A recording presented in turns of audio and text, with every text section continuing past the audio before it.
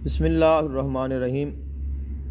कसरत एहतलाम से बचने के लिए हर रोज़ रात में सोने से पहले बावुज़ू हालत में 11 मरतबा आयतुल कुर्सी, 3 मरतबा सूरतुत तारिक और 3 मरतबा सूरतुल बुरूज और 121 मरतबा आऊज़ु बिल्लाहि मिनश शैतानिर रजीम अव्वल और आखिर 11-11 मरतबा दुरूद पाक पढ़कर दोनों हाथों पर दम करके सारे जिस्म पर मल कर सीधी करवट सो जाया करें।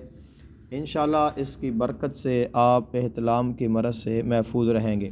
और इसके अलावा एक और तजर्बा शुदा अमल है कि जब आप सोने लगें तो सोते वक्त अपने पेट पर हज़रत उमर फ़ारूक रज़ी अल्लाह ताला अन्हो आपका नाम मुबारक सिर्फ़ उमर लिखना है।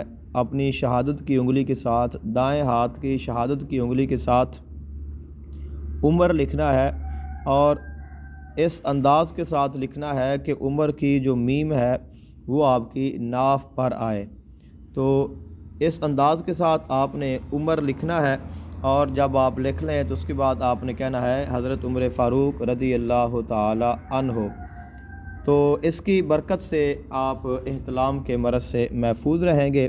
इसके अलावा एहतलाम से मरज़ से बचने के लिए तावीज़ भी है, अगर आप वो हासिल करना चाहें तो कर सकते हैं।